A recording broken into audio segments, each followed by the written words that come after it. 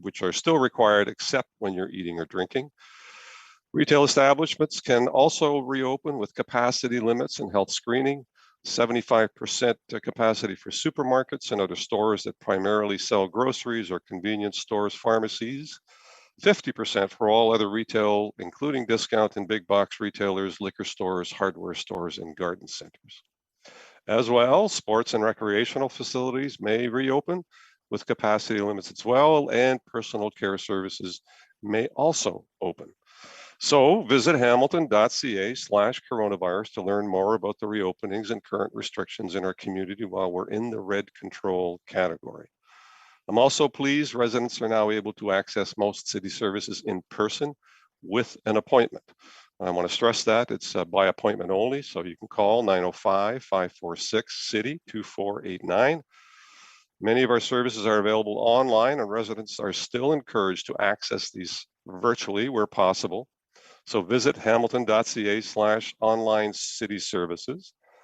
The first due date for property tax installments for 2021 is coming up, so there are many options for residents to pay your property taxes that don't involve coming in person.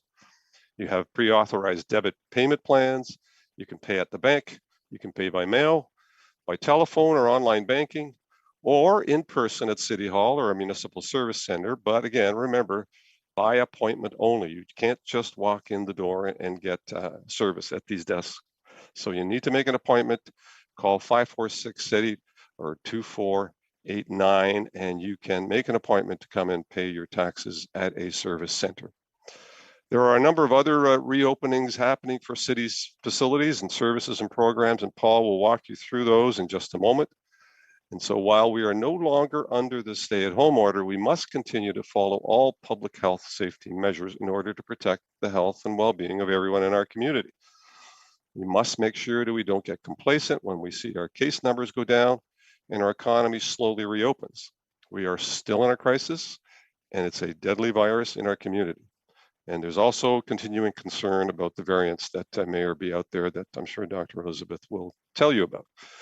So do not let our collective hard work go in vain. Please continue to follow the health and safety measures, which includes masking, physical distancing, all the things that we've been doing, including staying within your own household as much as you can. That's preventative and certainly will protect you from contracting the virus as much as humanly possible. I'll now pass it on to our Emergency Operations Center Director, Paul Jensen. Paul? Thank you very much, Mr. Mayor. And it is great on one hand to see more activities available, and I'll get to that, particularly in the case of our recreation programming at the city and sports and recreational facilities in general. It's a really important piece of keeping healthy in other ways. But the messages you're going to hear today are pretty consistent from the three of us, and that is that we have to be very vigilant and protective of our own safety, and therefore by doing that, the safety of others around us during this period of time. I can tell you that the conversation at the Emergency Operations Center was one of nervousness. And generally we have, as we've closed and reopened a number of times over the last 11 months now, we've generally been, okay, here we go. We understand clearly why, and it's been just operationalized. On this one, we're obviously operationalizing it. We are in the red control category. But there's a little sense of nervousness because we're unclear about these new variants that are coming along and their impact in the community. And when we listen to Dr. Richardson and get her advice, I think you'll hear the same kind of sense from her as well. But we do push forward. So that is a preamble to say, be safe, follow the measures.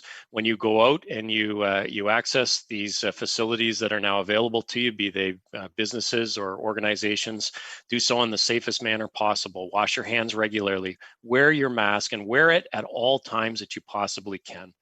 Look for as few times as possible to take your mask off. And I know in restaurants, that's obviously when you're eating or drinking.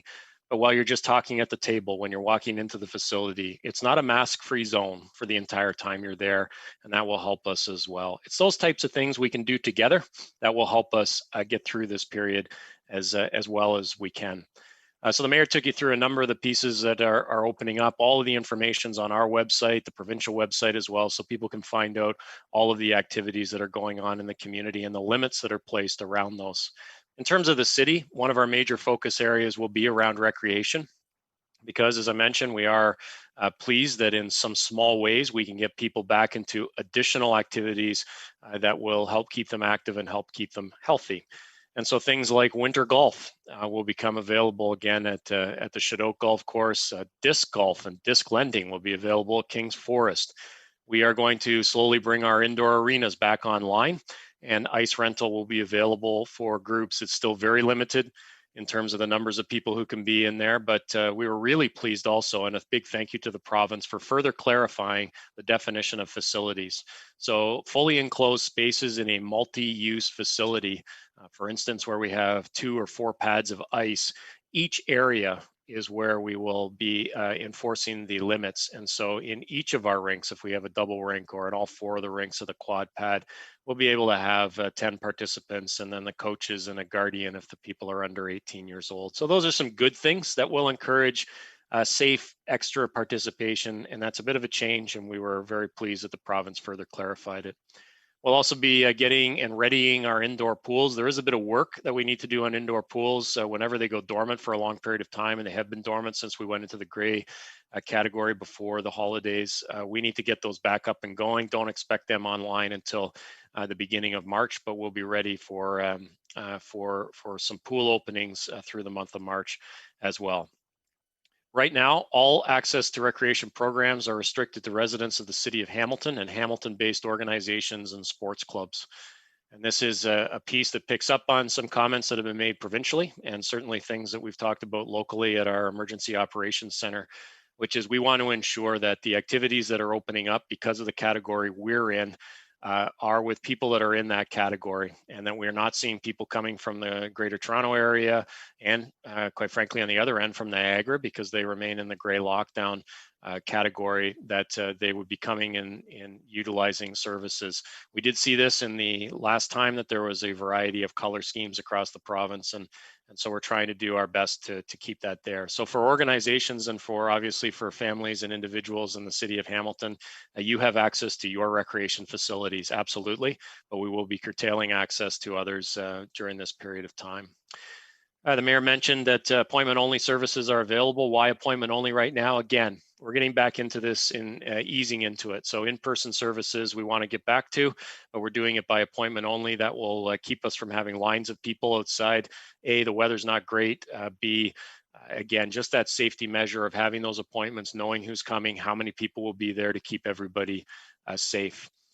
From an outdoor recreational perspective, we have had a few questions about masks. And so I just want to be clear again that when it comes to outdoor skating rinks, playgrounds and play structures, toboggan hills and the escarpment stairs, we are asking residents to wear their masks or face coverings. It is not part of our bylaw. But we're asking it because those facilities, remain open, because we can figure out ways to keep them safe if you wear masks. Because in most of those locations, if you're not the only person on them, and if you look at the stairs, oftentimes you'll pass people. You're passing within 2 meters of somebody. On playgrounds, you could be playing and obviously interacting with people in close proximity, and same on our hills. So from an enforcement perspective, it's going to be asking people to do so. We do so at the outdoor rinks, and we actually provide masks if people forget them or don't have them when they arrive. But we can't be all places at all times. And to the specific question, is it in the bylaw? It's not.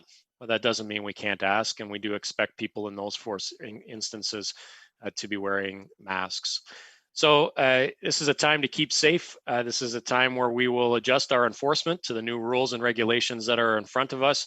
But as I was asked late last week, no change in our commitment. One of our top line commitments in our bylaw enforcement area is around COVID-19 and the safety protocols and the regulations that are in place. So businesses and individuals will continue to see our folks out enforcing where they can to the new regulations now that we're in the red control category.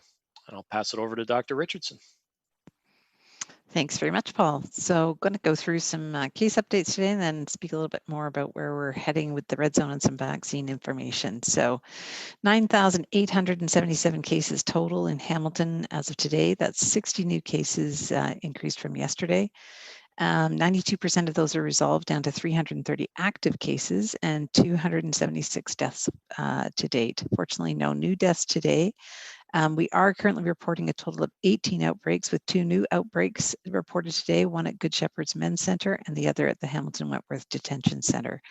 So our numbers do continue to come down. Our 7-day moving average is at 35 and our weekly incidence per 100,000 at 41.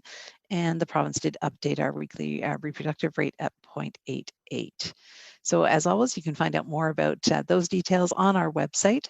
Just going to mention, as Paul and the Mayor did today, about us going into the red category under the provincial reopening framework. So as things begin to open, it is critical that everybody knows that there has been emergency provision put into place by the province where we could return to a higher level of restrictions, I should say, if there are increasing cases, and particularly if we begin to see a rising number of cases of the new variants. So that is something that is out there as a possibility, and speaks to the fact that we are in this situation where there are a number of concerns still about the level of cases and the potential for the new variants. And so it's absolutely vital that we continue to be cautious and vigilant, that we don't let our guard down. We continue to follow all of the public health measures, not gather with those outside of our immediate household, to stay home as much as possible, wear our mask, wash our hands, and absolutely, if you aren't feeling well at all, to stay home. And that is absolutely a critical element about this. We should still all be concerned with the variants appearing, and it's vital we stay on track around good public health measures. That's what's going to keep us safe. You'll notice in terms of the restrictions under the red zone, you may remember back in December that there were additional restrictions that I put in place at that point in time. If you look on our website later today or so, you will find a letter that contains the amended screening requirements, safety plan requirements, physical distancing and capacity limit restrictions for businesses and organizations under the ROA. So through this letter, I'm advising the public and businesses that the provisions from that December 4th letter are no longer in effect, and the new requirements will take over. Essentially, all of the critical elements from those directions were taken up by the province and incorporated into the regulations, and so there's no longer a need for those added requirements. So that letter and the new requirements can be found at www.hamilton.ca/public places in that section of the website.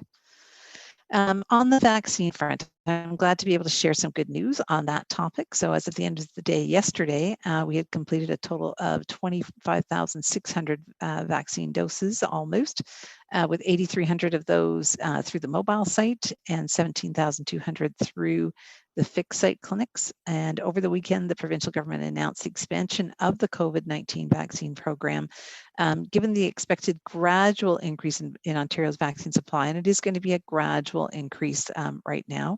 The next target groups within the phase 1 priority populations have been identified for vaccination. So we continue to wrap up our immediate priority for first dose vaccination. So that's the staff and essential caregivers in long-term care homes, high-risk retirement homes, First Nations elder care homes, and anybody who had missed their first dose in those settings, we are making sure to catch them up as well. We are vaccinating our ALC patients in hospitals who have a confirmed admission to a long-term care home, retirement home, or other congregate care home for seniors. As well, in that first priority group are the highest priority and very high priority healthcare workers. And the ministry has enunciated a very detailed prioritization framework for our healthcare workers. And of course, the Indigenous adults who are in northern, remote, and high-risk communities, including both those on reserve and those in urban communities. The next priority for first dose vaccination, once all reasonable steps have been taken to complete the first dose of vaccination for all of those groups, we'll then be moving on to vaccinate adults who are 80 years and older, staff, residents, and caregivers in retirement homes and other congregate settings for seniors. So just going to pause there for a moment. We did, based on the earlier supply pieces, we have already begun retirement homes here. And just to note, a congregate care setting for seniors is not a senior's apartment or that sort of a facility. It's really a facility where people are eating together in a formal dining room and that sort of facility. Healthcare workers in the high priority level are are within that next phase in phase 1, and all Indigenous adults and adult recipients of chronic home care. So there will be some more details about the adult recipients of chronic home care, but certainly the expectation is that early in March, we'll be able to start reaching out to this next phase of people, particularly those who are over 80. So we will continue in our mobile clinic with second doses in long-term care homes, high-risk retirement homes, as well as our first doses in retirement homes, the satellite health facility at St. Peter's, our ALC patients who are waiting for a spot. And that did continue through this past weekend and will continue next weekend. We just had a very slight one-day pause because of the weather when everybody couldn't get out to the clinics, when there was not enough people that could get out to continue on. So we do plan to wrap those up by the end of the weekend. And the HHS fixed site clinic is continuing to provide second doses to staff of long-term care and high-risk retirement homes, essential caregivers, high-risk healthcare workers. They did resume on the 10th and then paused after the 14th while they waited for some more supply, and they'll resume again on Friday of this week. And based on the projections we have of when our doses will arrive, we do anticipate that the timelines of being vaccinated within that 42-day window will be met. So good news in terms of moving it forward. As I said, it's going to continue to be a gradual rollout of the plan. We're going to have more information about the plan at the Board of Health meeting this week. So stay tuned as we continue to paint in the detail in the overall plan as well. Back to you, Mr. Mayor.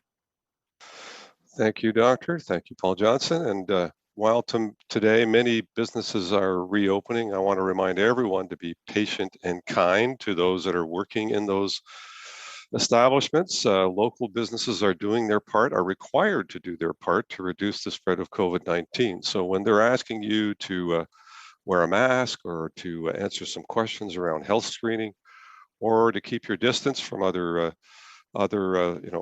customers and other individuals in our community, they're doing what they're required to do. And trust me, they're as nervous about COVID-19 as everyone else is, maybe even more so, because they're interacting with a lot more people than the average person in our broader community.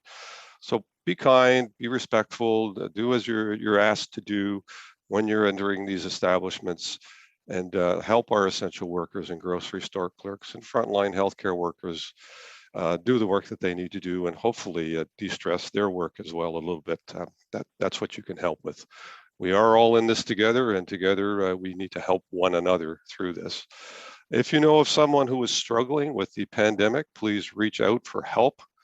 Call COAST at 905-972-8338, or you can call the Kids Helpline at 1-800-668-6868. You can also visit our website, which has a number of agencies and partner organizations who can help individuals. So hamilton.ca/COVID mental health. All of those will give you opportunities if you're struggling in our community with the pandemic or any other health-related mental health issues. Please do reach out for help and assistance. It could help you manage your time through this difficult and awkward time. So don't give up. Everyone keep doing what you're being asked to do. It is exceptionally important that we remain vigilant on some of these health measures that we're asking you to do, because this is a critical time. I'm going to turn it back over to Jasmine now for some additional questions from our media partners. So Jasmine. Great, thank you, Mr. Mayor. We do have 6 media on the line today. We'll start with 1 question and 1 follow-up for everybody. First question will be to Kate McCullough from the Hamilton Spectator. Kate, you can go ahead. Hi, everyone. Thanks very much for taking my questions today.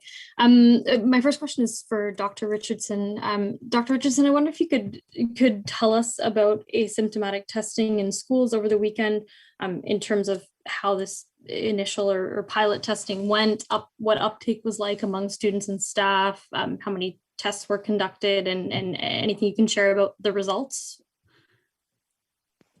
Hi, Kate. Sure, absolutely. In terms of the asymptomatic testing, just a reminder that there were 4 schools overall that participated in Saturday's pilot.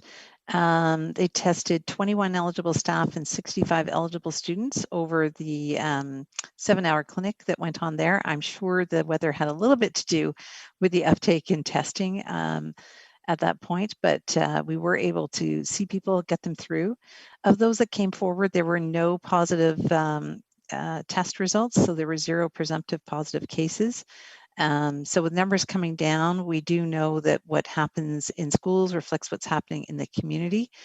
The fact that we had no cases means it's great that people who are going out to get tested, because you'll remember that these came from areas that had lower access to testing, but had higher rates of illness and had outbreaks in the schools. So it looks like the right people are going to get tested at the right time. It absolutely does not mean that people in these areas should let their guards down. And we're going to continue to work with the schools around the recommended measures around daily screening, all the things that they need to do, the physical distancing, the masks, all of those things while they're there in the schools. Thanks very much. And my next question is related to something that you mentioned. I just wonder, how valuable is asymptomatic testing in schools, either in terms of preventing transmission or in terms of data collection, if uptake is relatively low, or it seems like it was relatively low in the first in the pilot? Well, there's a lot of questions around asymptomatic testing. In general, we use asymptomatic testing. We think about it in cancer screening and those sorts of things, like pap testing and those kind of things. We don't generally look at it in infectious diseases in this way. And so these tests in particular, they have some challenges when it comes to using them. Because they're not the ideal screening tests as we go forward. That's why it's so important that if anybody has any symptoms whatsoever, that they do go for testing through the assessment centers where they have the gold standards for testing available to them. So I think, where we looked at it was to see, would we get more of a turnout in areas that weren't able to access tests? We do also have testing pilots that are going out from other parts of the system with our paramedics, looking at testing to improve access to testing in areas that have lower rates of testing, but higher rates of disease where they're having challenges with access. And so I think that may well turn out to be a method that works for us really well. But we're still going to continue to look at it. What might there be circumstances where it is helpful? Perhaps, but by and large, what we're seeing here in terms of the results, it's the good news is we didn't end up with a lot of false positives with a lot of kids that needed to be excluded from school and their families. Thanks, Dr. Richardson. Next question will be to Lisa Pulaski from CHML. Lisa, you can go ahead. Hi, thanks very much for taking my question. This is for Dr. Richardson. Just wondering, you've mentioned the emergency break provision that the province has for local medical officers of health if, cases do increase or if you see cases of the variant.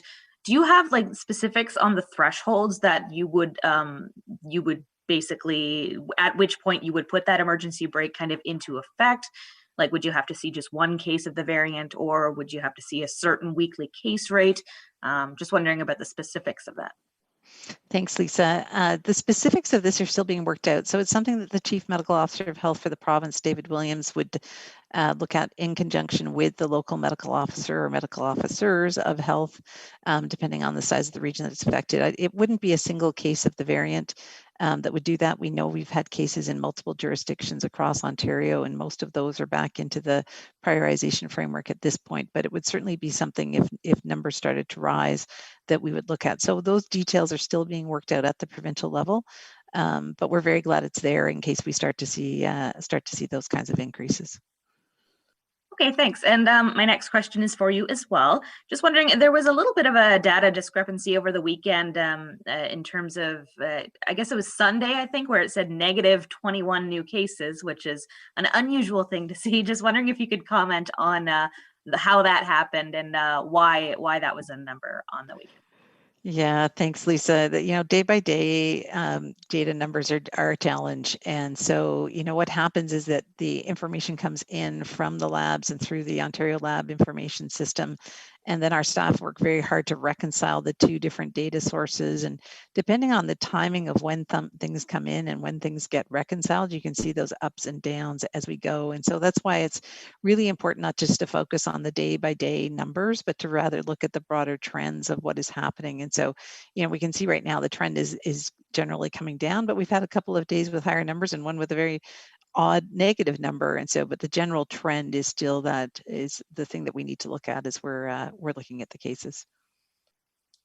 Great, thank you, Dr. Richardson. Next question will be to Viosa from the Hamilton Spectator. So hopefully I've pronounced your name correctly, Viosa, and you can go ahead.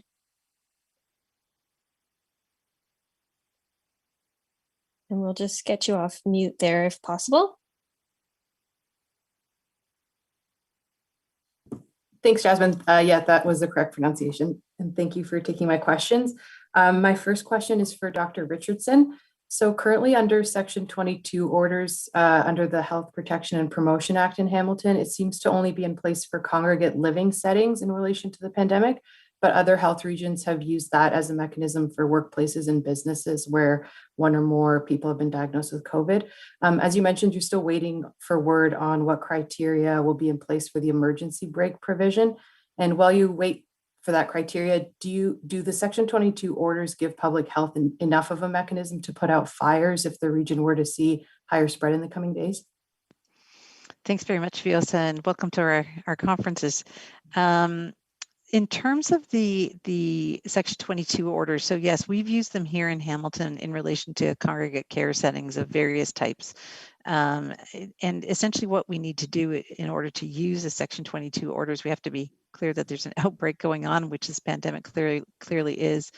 And we need to be sure that what we're ordering somebody to do is what's needed in order to make the change. And so most often, most businesses and organizations, when we're working with them, they are able to put into place the changes that need to be made. And we're able to work through with education and those sorts of approaches in terms of making a difference. So the Section 22 orders are generally reserved where we see a problem, an ongoing problem where that isn't happening. And so we haven't had that in relation to our workplaces here in Hamilton. Indeed, we didn't have any workplace outbreaks until this second wave really here. So they are available to us if we need them while this emergency brake provision gets worked out, and we would use them if we felt those needed to be implemented.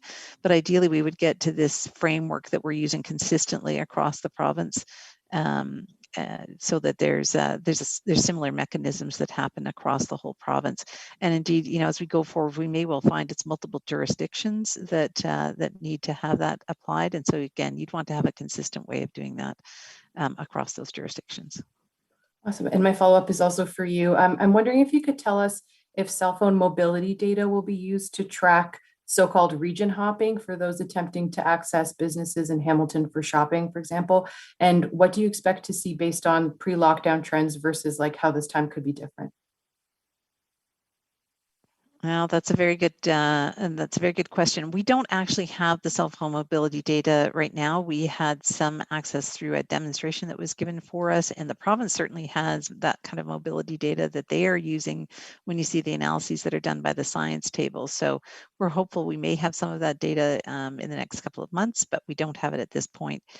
In terms of what we expect to see happen, I think that's the whole question for all of us is, how much are we going to step backwards? How much are we going to learn and go forwards in terms of mobility and these sorts of things? And so definitely my colleagues around the province are quite concerned about mobility issues. And so you'll have seen out on the eastern side of Toronto where a Section 22 order was issued there.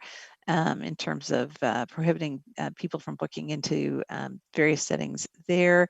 I know when you look at Niagara, where they have had some access to that data, they've seen a lot of challenges around shopping and movement into their area, and a lot of in their case management, they can actually tie back several of their cases. So it's certainly something we're concerned about. As Paul said earlier, we don't want to see people moving from one area that's under a stricter level of controls because they have more disease. We don't want to see them coming out and booking into our facilities, into our premises. So we're really encouraging people, again, through education, not to do those sorts of things. We know from the last phase that if that's what happens, it will spread. And we'll have to take a step backwards. We're in a time where we really need to continue to maintain public health measures. The vaccination program is rolling out, but it's not robust enough yet in terms of the access to the vaccine in order for it to be effective in reducing spread. Great, thank you, Dr. Richardson. Next question will be to Matt Ingram from CHCH. Matt, you can go ahead. Thanks, Jasmine. Thanks for taking my question. My question is for Dr. Richardson. I'm wondering, the message from the Ontario's Chief Medical Officer of Health continues to be for people to stay at home as much as possible. Yet this return to the framework begins the reopening of the economy, allowing people to go out again. Do you think this mixed messaging will make it harder for Hamiltonians to understand how they should behave now?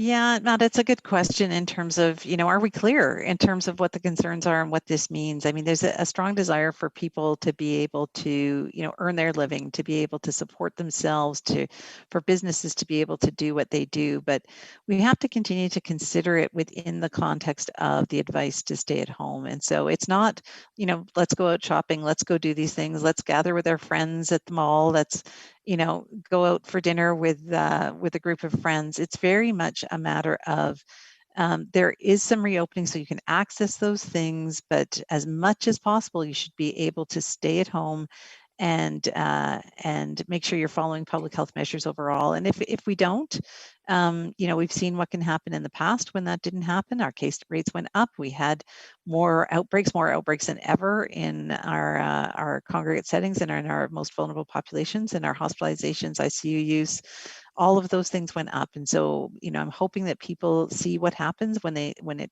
goes too far on that front, and take a more somber approach as they move forward. Thanks so much. I have a follow-up for you as well. Last week, you expressed some unease with the return of the framework, said it seemed a little quick. I'm wondering, now that we know how it all shook out, how do you feel about us being in the red zone? Do you think that's the right place for Hamilton? Do you think we're ready for this? I think when it comes to this, ultimately we're in that place. There's that balancing between the economic realities and the health pieces. And so, there was going to be a step forward in terms of reopening to some extent with access to retail and those sorts of things. And there's not a huge difference between gray and red, but I'm still quite concerned. And I would say we still need to be very cautious, just as I was saying about moving forward. The new variants in particular are going to be an issue for us. And we have to remember, the more cases that we have out there, the more chance there is for other new variants to emerge. And so definitely hoping that people really are hearing that there is a strong message about the need to continue to follow public health measures. There's strong reasons for it, and that ultimately people will make the decision to do so. Thank you very much. Next question will be to Desmond from CBC Hamilton. Desmond, you can go ahead.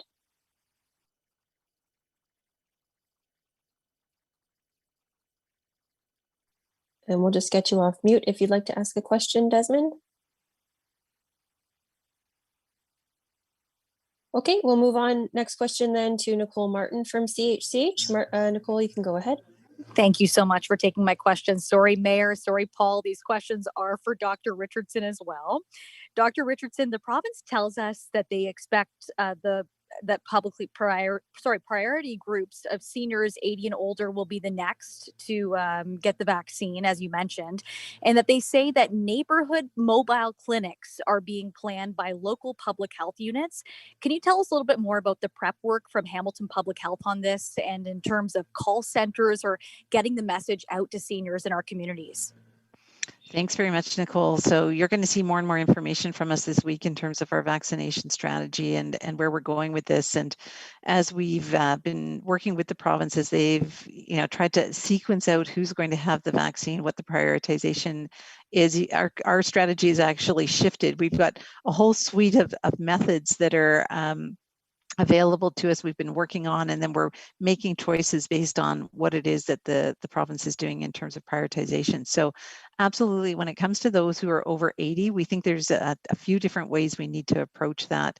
One of those is through having larger scale clinics that are available to people who are able to get to them, but we want to be very mindful about mobility and ease of access to those sites. And at the same time, we know for that age group, this is a group we've been saying that you need to stay at home, you shouldn't be going out a lot, and they may well have additional problems when it comes to mobility. And so we're looking at some more specific mobile clinics that might be able to play a role in those settings. So we're moving forward with the very specifics around how that might roll out, and you'll see more of that as we go through this week. And the health minister also says Ontario is expecting a shipment of more than 150,000 Pfizer doses tomorrow. How many will Hamilton receive? Oh, geez, Nicole, in terms of the actual allocations, I don't have them at my fingertips in terms of the numbers. They're about the same size as our last ones, because now in the early days of this, they were targeting vaccine more towards the areas that were in the red, gray areas. So we were included in that. And now they are really striving to get vaccine out all across the province. And so as more and more communities are eligible to get vaccine, and now all of them are, that of course has been spread out over a larger group. So we're staying at about the same level of distribution. That's why I'm saying it's a fairly modest amount as we go forward. It's great news for the province as a whole. Or, you know, whether you're living in a long-term care home here in Hamilton, or you're living in one in Sudbury or in Thunder Bay, you need that vaccine in order to stay safe. And they're making sure to get that in people's arms. But we'll have a modest amount as we go forward. We're expecting more towards the end of March, where we'll see greater volumes of vaccine. Do you know if a modest amount means like 1,000, or how many is modest? Let me say 5,000 to 6,000 dose range. Okay, thank you so much. Great, thank you, Dr. Richardson. Next question will be to Joanna from the Hamilton Spectator. Joanna, you can go ahead. Hi, thanks so much for taking my question. My first question is for Dr. Richardson. There is an outbreak at the Hamilton Wentworth Detention Center. Can you talk about, you know, what help is being provided there, or what is being done to try and control the spread there? Hi, Joanna. I don't actually have specifics on that one at my fingertips just now. My colleagues are working on that outbreak. So if you like, we can arrange to get back to you around that piece. Okay, thank you so much. And the other thing I wanted to ask is, you had talked last week about perhaps there being further restrictions if you were still concerned with the, you know, how much we opened up, or if there were gaps anywhere. Are you looking at any further restrictions now that you know where we've been placed? Thanks, Joanna. And if you recall from my remarks earlier, I talked about the restrictions we'd actually put in place back in December that I'd put in place. Most of those are now well contained within the regulations, which is great news. So they're being applied everywhere. Things like the active screening in retail spaces, in workplaces, many of those things, the posting of the information in terms of capacity reductions. And so I'm very pleased with the additional controls that were put right into the regulations. At this point, there's nothing specific for us to point to that is missing there. You know, we have looked at bookings locally and how we might restrict those, but there's nothing in particular that we think needs to be added. But as always with our cases, we collect the information, we analyze it, we take a look at it, and if there's something more that comes out as a trend that we could do something more about, then we'll do that. Great, thank you, Dr. Richardson. Mr. Mayor, that's the end of our media questions for today. So I will pass things back to you for some closing remarks.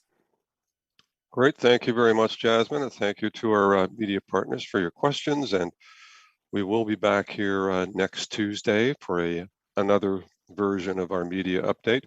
I want to thank Bill Custers and the entire team at Cable 14, as well as Clear Cable, who help us ensure these availabilities run smoothly, as they do each and every week.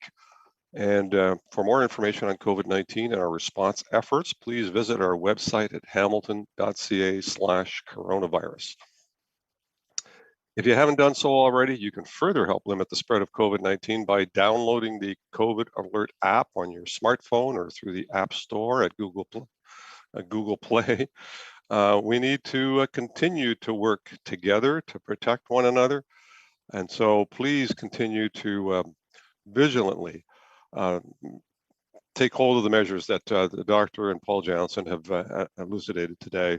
Very important that we continue to do that, and that those levels of protection are still very critical to our keeping the case counts down in our community.